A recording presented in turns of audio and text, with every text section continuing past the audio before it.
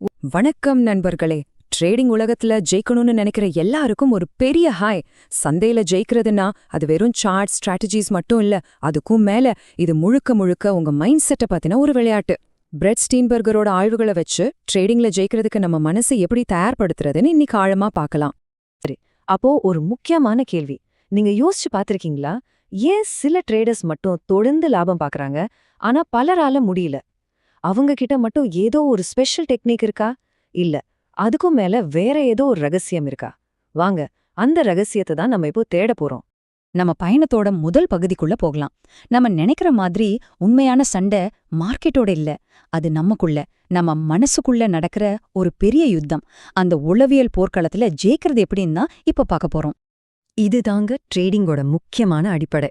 யோசிச்சு பாருங்க, உங்ககிட்ட உலகத்திலேயே பெஸ்டான ஒரு ட்ரேடிங் பிளான் இருக்கலாம். ஆனா மார்க்கெட் கொஞ்சம் இறங்குனதும் பயத்துல அந்த பிளானை தூக்கி போட்டுட்டு வித்துட்டா அந்த பிளானால என்ன பிரயோஜனம்?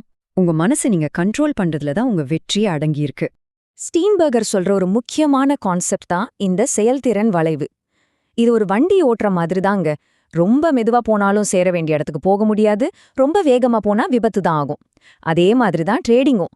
ரொம்ப பயத்தோட இருந்தாலும் சரி, இல்ல ஓவர் தன்னம்பிக்கையோட இருந்தாலும் சரி, ரெண்டுமே ஆபத்து. அந்த கரெக்டான பேலன்ஸ், அந்த ஸ்வீட் ஸ்பாட்டை கண்டுபிடிக்கிறது தான் ஒரு ட்ரேடரோட திறமையே. இந்த ஒரு வரி ட்ரேடிங் உளவியலோட மொத்த சாரத்தையும் சொல்லுது. நீங்க ஒன்னு புரிஞ்சுக்கணும், மார்க்கெட்டுக்கு எந்த விதமான ஃபீலிங்ஸும் கிடையாது. அது வெறுமனே ஒரு கண்ணாடி மாதிரி. உங்க பேராசை, பயம், பொறுமையின்மை எல்லாத்தையும் அது உங்களுக்கு அப்படியே திருப்பி காட்டும். சுருக்கமா சொன்னா, மார்க்கெட்ல உங்க பெர்ஃபார்மன்ஸ் எப்படி இருக்கோ அதுதான் உங்க மனநிலையோட பிரதிபலிப்பு. அடுத்து நம்ம பார்க்க போறது எல்லா ட்ரேடரும் சந்திக்கிற அந்த மனரீதியான தடைகள் தான். நாம இத ட்ரேடிங் பேய்கள்னு கூட சொல்லலாம்.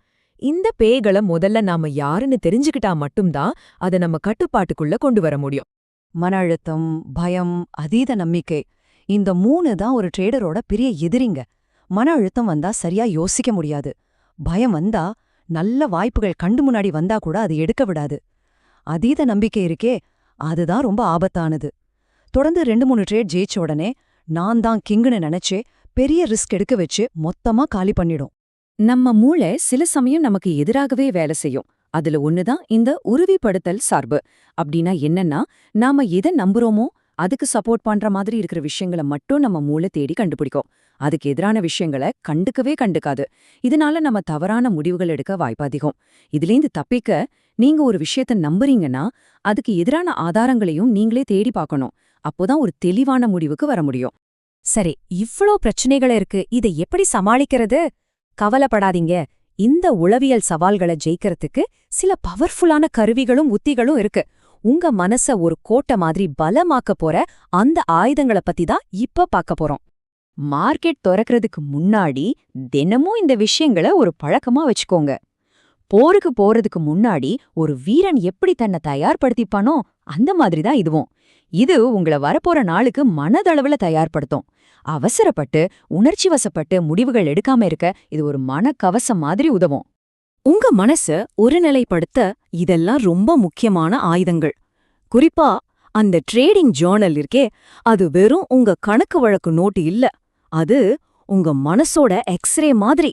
ஒவ்வொரு ட்ரேட் பண்ணும்போதும் நீங்க எப்படி ஃபீல் பண்ணீங்கன்னு எழுதி வச்சா உங்க வெற்றி தோல்விக்கும் உங்க மனநிலைக்கும் என்ன சம்பந்தம்னு நீங்களே கண்டுபிடிச்சிடுவீங்க. ட்ரேடிங்ல உள்ளுணர்வும் உந்துதலும் ஒண்ணு கிடையாது. இந்த வித்தியாசத்தை நீங்க கண்டிப்பா புரிஞ்சுக்கணும். உள்ளுணர்வுங்கிறது உங்க அனுபவத்திலிருந்து வர்ற ஒரு அமைதியான வழிகாட்டி. ஆனா உந்துதல் அப்படி இல்ல. அது பயம் இல்லனா பேராசையிலிருந்து வர்ற ஒரு ஆர்ப்பாட்டக்கார மாதிரி இப்பவே செய்ன்னு கத்தும்.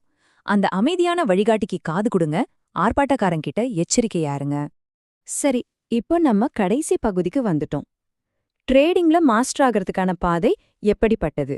அது ஒரே நாள்ல நடக்கிற மேஜிக் இல்ல, அது ஒவ்வொரு நாளும் நடக்கிற ஒரு தொடர் பயணம். அத பத்தி பாப்போம். கடைசியா நம்ம புரிஞ்சுக்க வேண்டிய முக்கியமான விஷயம் இதுதான். உண்மையான மாஸ்டர் சந்தையோட ஒவ்வொரு அசைவையும் கணிக்கிறவர் கிடையாதுங்க. சந்தை எப்படி அசைஞ்சாலும் தன் மனசை அசையாம பாத்துக்கிறவர் தான் உண்மையான மாஸ்டர். இது ஒரு தொடர்ச்சியான சுய ஆய்வு மற்றும் முன்னேற்றத்தோட பயணம். இந்த 4 விஷயம்தான் உங்க நீண்ட கால வெற்றிக்கான அடித்தளம். உங்களை நீங்களே நேர்மையா எடை போடுறது, தோல்விகளை பார்த்து துவண்டு போகாம அதிலிருந்து பாடம் கத்துக்கிறது, மனசு அலைப்பாஞ்சாலும் உங்க பிளான்ல உறுதியா நிக்கிறது, அப்புறம் இதையெல்லாம் 1 நாள் 2 நாள் இல்லாம தினமும் கடைபிடிக்கிறது இதுதான் உங்களை ஒரு மாஸ்டர் ட்ரேடரா உருவாக்கும். ஆக சந்தைய ஜெயிக்கிறதுக்கான சாவி உங்க கம்ப்யூட்டர் ஸ்கிரீன்ல இல்ல, அது உங்க மனசுக்குள்ள தான் இருக்கு. உங்க உள் சந்தைய ஆள நீங்க தயாரா இருந்தா உண்மையான ட்ரேடிங் வெற்றி நிச்சயம் உங்க கையில தான். இந்த பயணத்தை தொடங்குறதுக்கான நேரம் இது. நீங்க தயாரா?